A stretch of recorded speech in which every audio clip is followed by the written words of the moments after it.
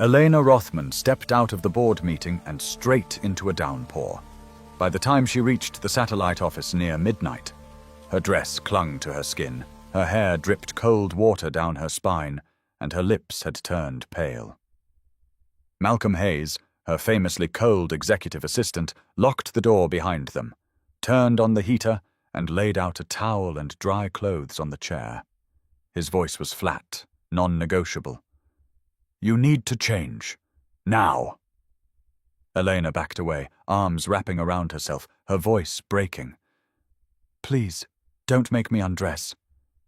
But Malcolm did not change his mind. He was protecting her from something she did not yet understand. The office was supposed to be empty. Elena had planned it that way. The executive floor of the satellite building was dark except for the security lights in the hallway, and the rain hammered against the windows like fists. She had come here instead of going home because home meant questions, meant staff, meant the risk of someone seeing her like this. Wet, shaking, stripped of the armor she wore every day in front of cameras and shareholders. She pushed through the glass door and left a trail of water across the polished floor. Her heels squelched with every step.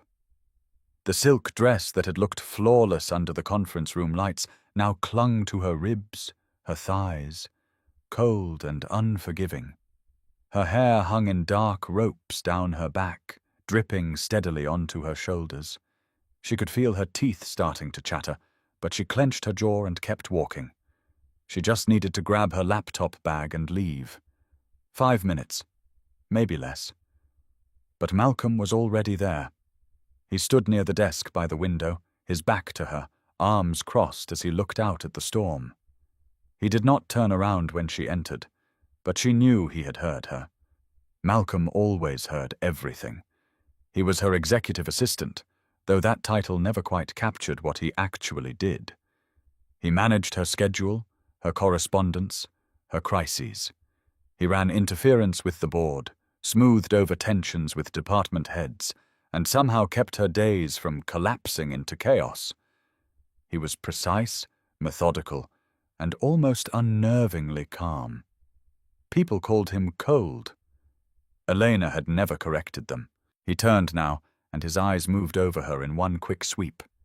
No reaction, no shock, just assessment. That was Malcolm. He saw the problem, calculated the solution, and acted. He crossed the room in 3 long strides, pulled his jacket off, and held it out toward her. Elena shook her head and stepped back. Her voice came out sharper than she intended. "I'm fine." Malcolm did not lower the jacket. His tone was flat, matter-of-fact. "You're not?" He draped the jacket over the back of a chair instead and moved to the corner of the room where a small cabinet held emergency supplies. He pulled out a towel, a bottle of water, and a sealed package that looked like it contained clothing. Elena watched him with mounting unease. He was not asking. He was preparing. He turned off the air conditioning and switched on the portable heater near the desk. The warmth hit her immediately, but it only made her shiver harder. Malcolm set the towel on the chair, placed the package of dry clothes beside it, and then walked to the door. He locked it with a soft click. Elena's breath caught. Her hands tightened around her own arms. Malcolm turned back to her, his expression unreadable. "You need to change out of those clothes. Now." The words landed like a command, not a suggestion. Elena felt her chest tighten. She took another step back, her spine pressing against the edge of the desk. Her voice came out smaller than she wanted. "I don't need to change. I'm leaving." Malcolm shook his head once. "No, you're not." He gestured toward the window where the rain was still coming down in sheets. "The roads are flooded. Your driver can't get here for at least another hour. You stay in those clothes, you're going to get sick. Or worse." Elena opened her mouth to argue, but her body betrayed her. A violent shiver ran through her, and she had to grip the desk to steady herself. Malcolm saw it. Of course he did. He moved closer, but not too close. He kept a careful distance, his hands at his sides. His voice softened, just a fraction. "I'm not trying to make this harder. But you can't stay like that. Elena felt the panic rising in her throat. She could not explain it. She could not make him understand why the idea of undressing, even alone, even behind a closed door, made her feel like the walls were closing in. She shook her head again, harder this time.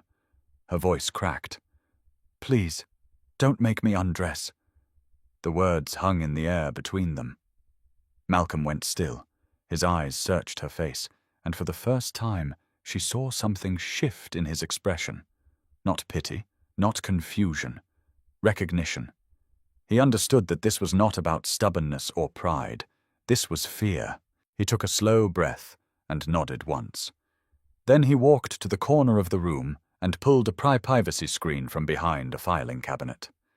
It was the kind used during office renovations, tall and free-standing. He set it up near the chair where the dry clothes waited, creating a small enclosed space. Then he walked back to the door and turned to face the wall. His voice was quiet, deliberate. "I'm going to stand here. I won't turn around.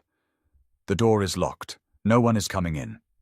You go behind the screen. You change. And when you're done, you tell me. That's it." Elena stared at him. Her heart was pounding so hard she thought he might hear it. She wanted to refuse. She wanted to walk out into the rain and disappear. But her legs were shaking now, and the cold was creeping deeper into her bones. She looked at the screen, at the towel, at the dry clothes folded neatly on the chair. Malcolm had thought of everything. He always did. And he was offering her control. Not taking it. Offering it. She moved slowly toward the screen, her wet shoes leaving prints on the floor. She glanced back at Malcolm. He was still facing the wall, hands clasped loosely behind his back. He was not looking. He was not even close. She stepped behind the screen and stopped. The towel was soft, the hoodie looked warm, and there was even a pair of loose sweatpants that would fit. She reached for the hem of her dress, and her hands started to shake. Not from the cold, from something deeper. Her voice came out barely above a whisper. "Why are you doing this?" Malcolm did not turn around. His answer was simple. "Because you need help. And I'm here." Elena closed her eyes.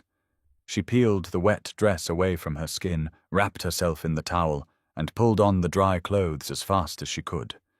The hoodie was too big, the sleeves hung past her hands, and it smelled faintly of detergent and something clean.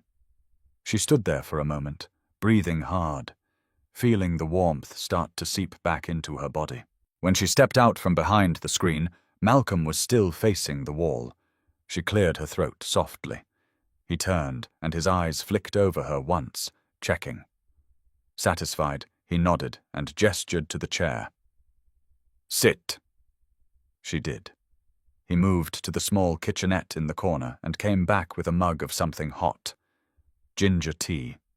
She took it with both hands, and the heat spread through her fingers. Malcolm pulled up a chair across from her, far enough to give her space, close enough to make sure she was okay. He leaned back, arms crossed, his expression calm but watchful. "You want to tell me what that was about?" Elena shook her head quickly. "No," Malcolm nodded. He did not push. That was the thing about Malcolm. He never pushed. He waited. And somehow that was worse, because waiting meant he cared. And caring meant she could not hide from him the way she hid from everyone else. She stared down into the tea, her voice barely audible. "I just don't like feeling trapped." Malcolm's gaze did not waver. "You weren't trapped. You had a choice." Elena looked up at him, and something in her chest cracked open. "Did I?" Malcolm met her eyes. "Yes, you did. You still do. You want to leave right now, I'll call the driver. I'll walk you out myself. But I'm not going to let you make a choice that hurts you just because you're scared." Elena felt the tears coming before she could stop them. She set the mug down and pressed her hands to her face. Malcolm did not move. He did not try to comfort her. He just sat there, steady and unshaken, and let her break. When she finally looked up, her voice was raw. "I'm not supposed to be like this. I'm supposed to have it together." Malcolm's expression softened, just barely. "You do have it together. You just got caught in the rain." She laughed, a shaky, bitter sound. "That's not what I mean." Malcolm leaned forward, resting his forearms on his knees. "I know what you mean. And I'm telling you, you don't have to be perfect all the time. Not here, not with me." Elena wiped her eyes and looked at him. Really looked at him. Malcolm Hayes, the man who never smiled, never raised his voice, never let anything rattle him. The single dad who juggled a daughter's school schedule and a demanding job without ever complaining. The assistant who anticipated her needs before she even knew she had them. She took a shaky breath. "How do you do it?" Malcolm frowned slightly. "Do what?" Elena gestured vaguely.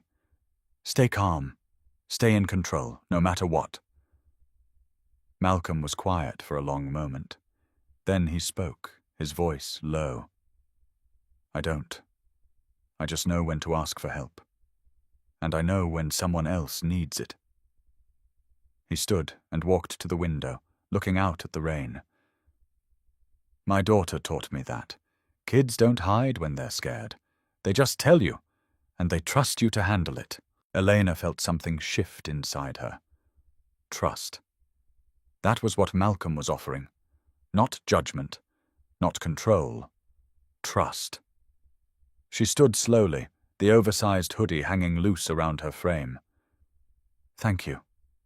Malcolm turned, and for the first time that night, the corner of his mouth lifted just slightly. "Don't thank me yet. You still have to give that hoodie back." Elena sat back down, the mug warming her palms, but the tension in her shoulders had not eased. She felt exposed in a way that had nothing to do with the oversized hoodie or the borrowed sweatpants. Malcolm had seen something tonight that no one else ever had. Not the polished CEO who commanded boardrooms, but the woman underneath who was still learning how to ask for help without feeling like she was falling apart. Malcolm moved to his desk and pulled out his phone. He tapped the screen a few times, then set it down with a faint frown. Elena watched him, her voice tentative. "What's wrong?" Malcolm glanced up at her. "Driver's stuck on the other side of the district. Flooding's worse than I thought. He can't get through for at least another 90 minutes. Elena felt her chest tighten again. 90 minutes, alone here, with Malcolm, with nowhere to hide. She stood abruptly, the chair scraping against the floor. "I'll call a car service, or I'll walk. It's fine." Malcolm turned to face her fully, his expression unreadable. "It's not fine. The streets are flooded. You walk out there now. You're putting yourself in danger." Elena shook her head, already moving toward the door. "I can't stay here." Malcolm stepped in front of her, not blocking her exactly, but close enough that she had to stop. His voice was calm, steady. "Why not?" Elena opened her mouth, but no answer came. Because staying meant being vulnerable. Because staying meant Malcolm would keep seeing her like this. Because staying meant she could not run. She wrapped her arms around herself, the sleeves of the hoodie hanging past her wrists. Malcolm watched her for a moment, then stepped back. He walked to the coat rack near the door and pulled down a dry umbrella and a long raincoat. He held them out to her. "If you want to leave, I'll walk you out. I'll wait with you until someone can pick you up. But I'm not letting you go out there alone." Elena stared at the coat, at the umbrella, at Malcolm's outstretched hand. He was not stopping her. He was just making sure she knew the cost. She felt a cough building in her chest, sharp and sudden, and she turned away, pressing her hand to her mouth. The cough came harder than she expected, her body jerking forward, and she had to grip the edge of the desk to steady herself. Malcolm was at her side in an instant, his hand hovering near her shoulder but not touching. "Elena." His voice was low, careful. "Sit down." She shook her head, still coughing, her vision blurring at the edges. Malcolm did not ask again. He guided her back to the chair, his hand barely brushing her elbow, and she sank into it before her legs gave out. He crouched in front of her, his eyes level with hers. "You're not leaving. Not like this." Elena tried to speak, but her throat was too tight. Malcolm stood and moved quickly to the kitchenette. He came back with a glass of water and waited while she drank, her hands shaking around the rim. When she finally caught her breath, Malcolm stepped back and leaned against the desk, arms crossed. His voice was quieter now, almost gentle. "You can't keep running from this." Elena looked up at him, her eyes stinging. "From what?" Malcolm met her gaze without flinching. "From being seen." The words hit her harder than the cough had. She set the glass down and turned her face away. "You don't understand." Malcolm was quiet for a long moment. Then he spoke, his tone measured. "Maybe I don't. But I know what it looks like when someone's afraid of being vulnerable. And I know it's not weakness." Elena felt the tears threatening again, and she hated it. She hated that Malcolm could see through her so easily. She hated that she could not put the armor back on. She hated that some part of her did not want to. Malcolm moved to the window and pulled the blinds halfway down, dimming the harsh glow of the security lights outside. Then he turned the desk lamp to face the wall, softening the light in the room. He pulled a chair from the corner and angled it so that it created a barrier between Elena and the door, a small pocket of space that felt less exposed. He did not explain what he was doing. He just did it. And Elena understood. He was giving her control over the space, over how much she wanted to be seen. She watched him as he moved, efficient and deliberate, and something in her chest loosened. Malcolm returned to his seat across from her, far enough that she did not feel crowded, close enough that she did not feel alone. He leaned back, his hands resting loosely on the arms of the chair. "You don't have to talk about it, but if you want to, I'm here." Elena looked down at her hands, the sleeves of the hoodie bunched around her wrists. Her voice came out small, uncertain. "It's not about the clothes." Malcolm nodded once. "I know." Elena swallowed hard. "It's about being told what to do, about someone else deciding what's best for me, about not having a choice." Malcolm's expression did not change, but she saw the flicker of understanding in his eyes. "Who told you that?" Elena shook her head. "It doesn't matter." Malcolm's voice was firm but not harsh. "It does." She looked up at him, and the words came before she could stop them. "I had a relationship. A long time ago. He was older, successful. Everyone thought we were perfect together. But he wasn't. He controlled everything. What I wore, how I looked, who I talked to. And when I tried to say no, he made it seem like I was being difficult, like I was the problem." Malcolm's jaw tightened, but he did not interrupt. Elena kept going, the words spilling out now. "He used to tell me I needed to change before we went out, that I looked too casual, too uptight, too something. And if I didn't do it, he'd get angry, not loud, just cold, disappointed, like I'd failed him. So I'd change, every time, because it was easier than fighting." She took a shaky breath. "And after a while, I stopped knowing what I actually wanted.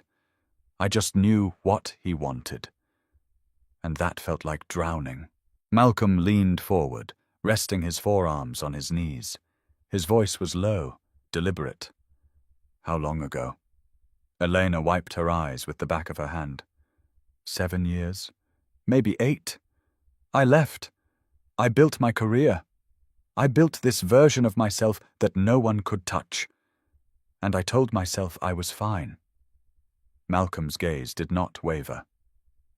"But you're not." Elena let out a bitter laugh. No, I'm not. Because every time someone tells me what to do, even if it's for a good reason, I feel like I'm back there, like I'm giving up control all over again. Malcolm nodded slowly.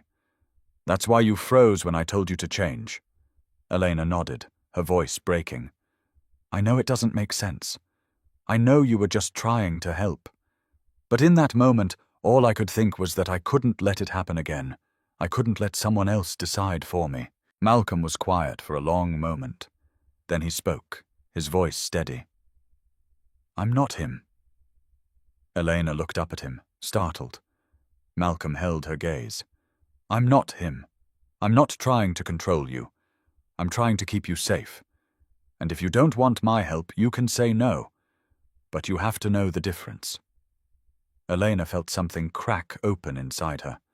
She nodded, her throat too tight to speak. Malcolm leaned back again, his expression softening just slightly. When my daughter was 5, she went through this phase where she didn't want anyone to help her with anything. She'd scream if I tried to tie her shoes or cut her food. She wanted to do it all herself. Elena managed a small smile. What did you do? Malcolm's mouth twitched.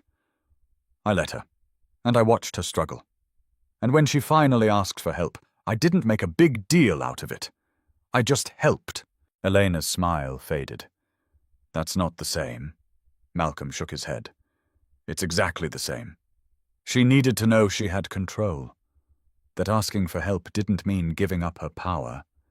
It just meant she trusted me. He looked at Elena, his voice quiet.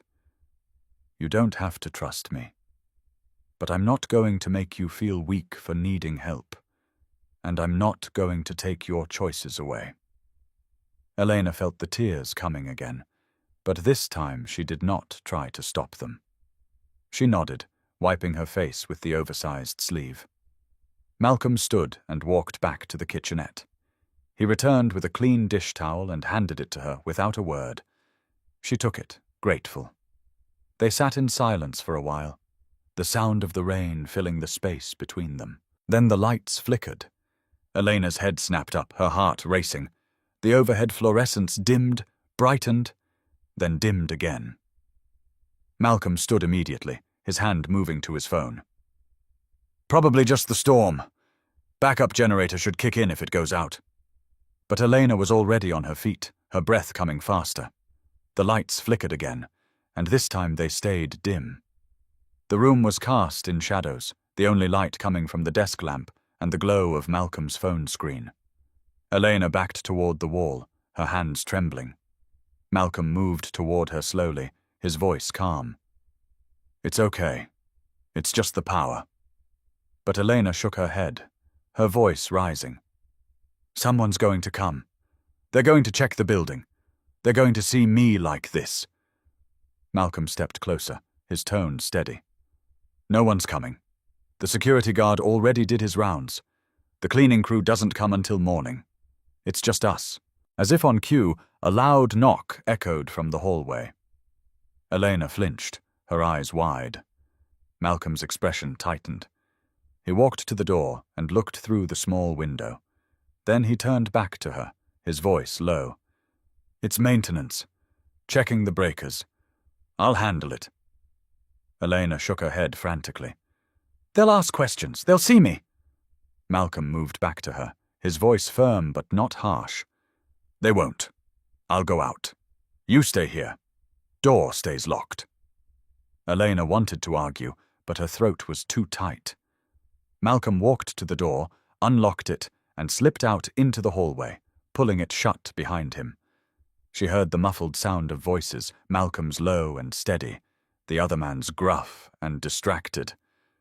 She pressed her back against the wall, her heart pounding, and waited. The seconds stretched into minutes. She could not hear what they were saying. She could only hear the rain and the hum of the backup generator kicking in somewhere below. Finally the door opened, and Malcolm stepped back inside. He locked it behind him and turned to face her. He's gone. Generator's handling the lights. We're fine. Elena let out a shaky breath, her knees weak. Malcolm crossed the room and stood in front of her, his voice soft. "You okay?" She nodded, but she was not. She was shaking again, her hands clenched into fists. Malcolm watched her for a moment, then spoke quietly. "You thought he'd see you, and you thought that would be the end of it." Elena nodded, her voice barely a whisper. "I can't let people see me like this. If they do, they'll think I'm weak. They'll think I can't handle it. And then everything I've built will fall apart." Malcolm shook his head slowly. "That's not true." Elena looked up at him, her eyes red. "You don't know that." Malcolm's voice was steady, unyielding. "Yes, I do. Because I've seen you lead. I've seen you make decisions that no one else could make. I've seen you hold this company together when it was falling apart, and none of that changes because you got caught in the rain." Elena felt the tears spilling over again. "Then why does it feel like it does?" Malcolm stepped closer, his voice low. "Because you're scared. And that's okay. But being scared doesn't make you weak. It makes you human." He gestured toward the chair. "Sit down.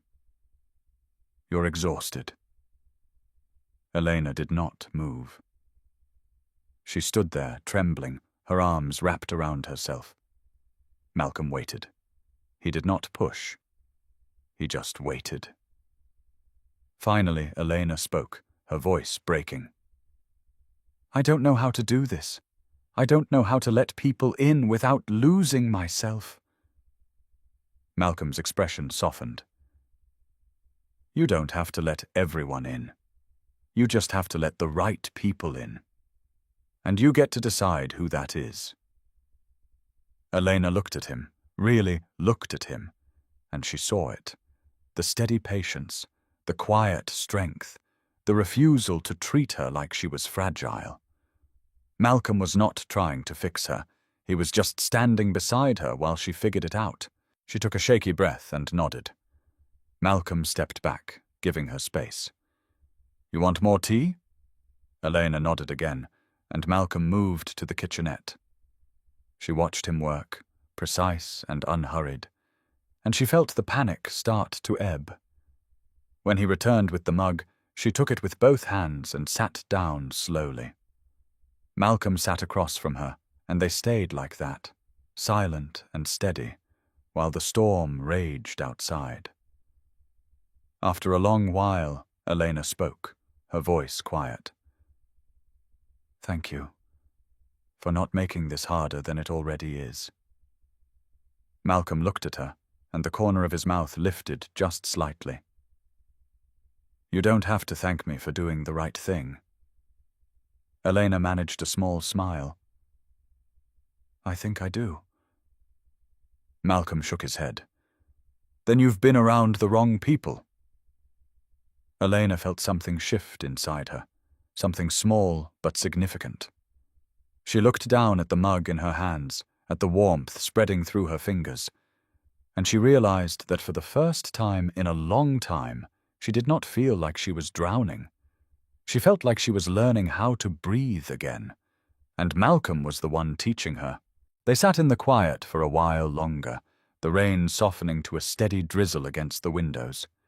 Elena felt the warmth of the tea seeping into her bones, but there was still a tremor in her hands that had nothing to do with the cold. She had let Malcolm see her tonight, really see her, and now that the moment had passed, the fear was creeping back in. Not the fear of being vulnerable, but the fear of what came after. The fear that tomorrow, when the sun came up and the storm was over, everything would go back to the way it was. And Malcolm would look at her differently. Or worse, he would pretend this never happened.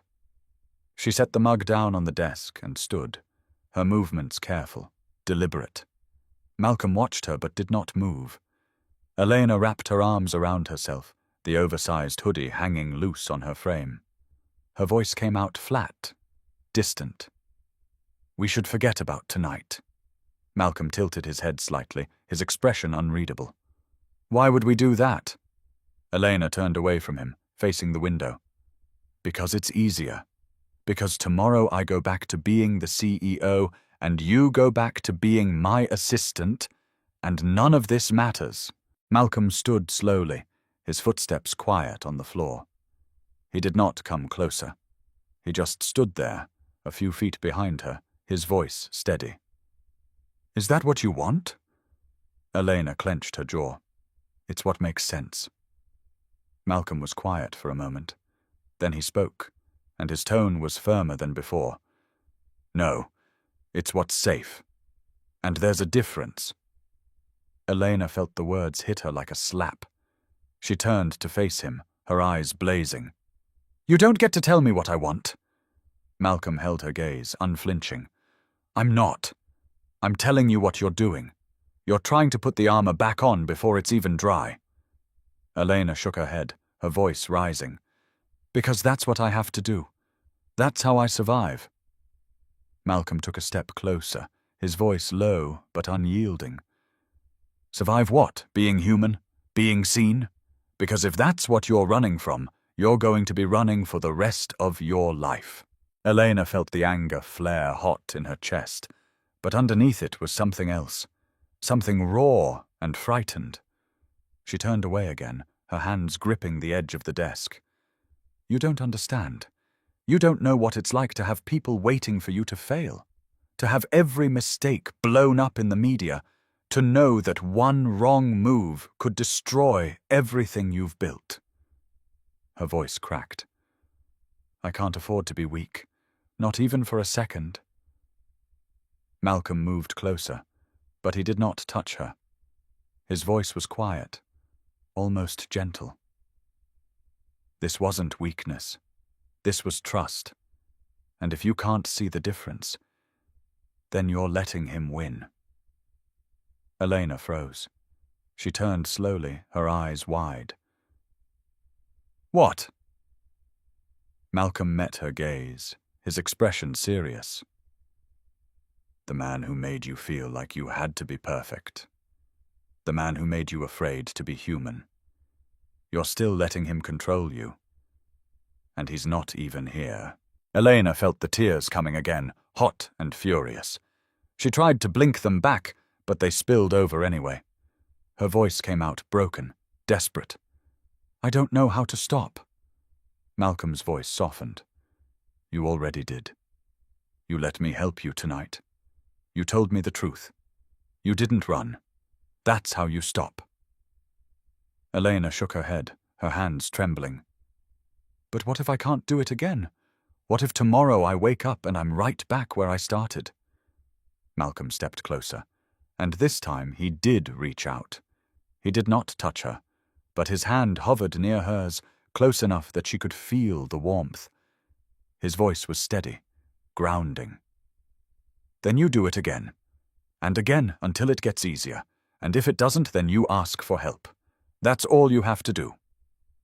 Elena looked down at his hand, at the space between them, and she realized that Malcolm was not asking her to change. He was just asking her to trust. Not him. Herself. She took a shaky breath and nodded. Malcolm stepped back, giving her space, and moved to the desk. He picked up his phone and checked the screen. Driver's close. Maybe 10 more minutes. Elena nodded again, wiping her face with the back of her hand. She felt exhausted, hollowed out, but there was something lighter in her chest, something that had not been there before. She looked at Malcolm, and her voice came out softer than she intended. I'm sorry. Malcolm frowned.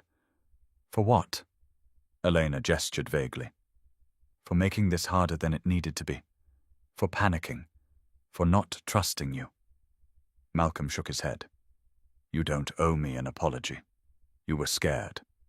That's not a crime. Elena let out a small, bitter laugh. It feels like one. Malcolm's expression softened. That's because you've been taught to see it that way. But it's not. Being scared just means you care about something.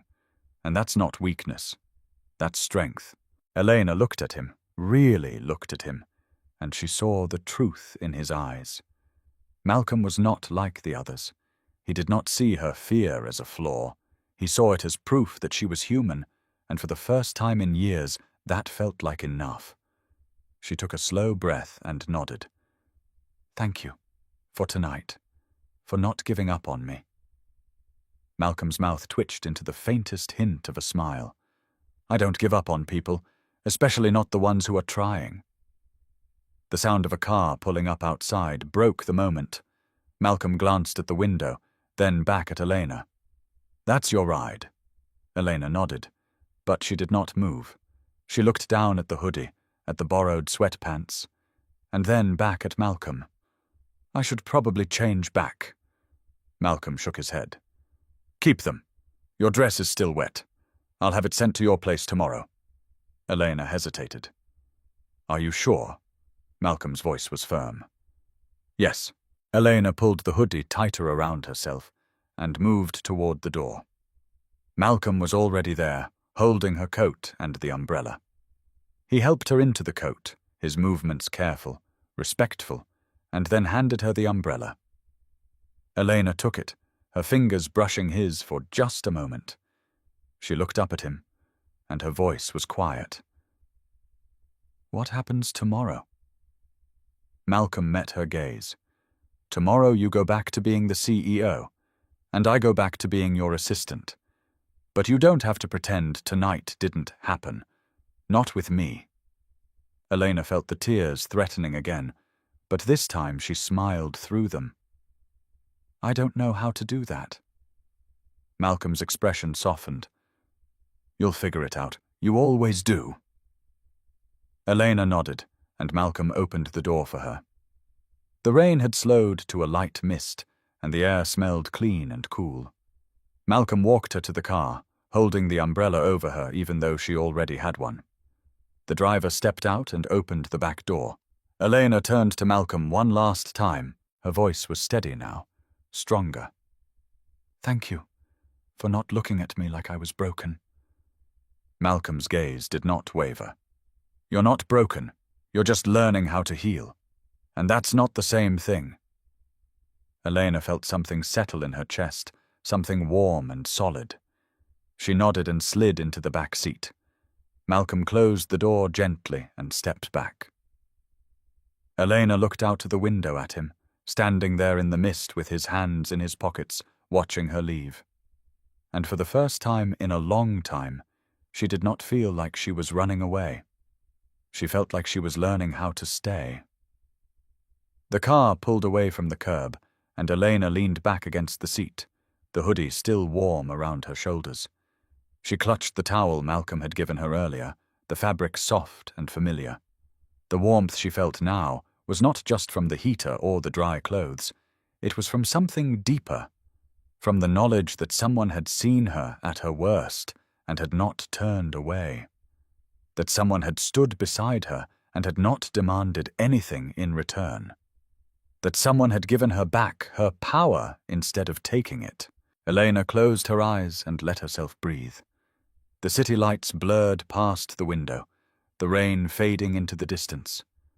And somewhere in the quiet of the car, in the space between fear and trust, she felt herself begin to believe that maybe, just maybe, she did not have to carry everything alone. That asking for help was not the same as giving up control. That being vulnerable was not the same as being weak. And that real strength was not about never falling. It was about knowing who would help you stand back up. She opened her eyes and looked down at the hoodie, at the sleeves that hung past her hands, and she smiled. Tomorrow would come. The cameras would flash. The board would meet. The world would keep turning. But tonight, she had learned something that no amount of success could teach her. She had learned that love, real love, was not about control. It was about safety. It was about trust. It was about being seen for who you really were and being loved anyway. And that was worth more than any perfect image she could ever build. The next morning, Elena arrived at the main office wearing a crisp navy suit and her usual armor of confidence. But something had shifted. When she passed Malcolm's desk, she did not just nod and keep walking. She stopped. She met his eyes, and she said quietly, so only he could hear, "Good morning, and thank you." Malcolm looked up from his screen, his expression calm, professional. But there was something in his eyes that had not been there before. Understanding. Respect. Trust. He nodded once. "Good morning, Miss Rothman. Your 9 o'clock is ready when you are."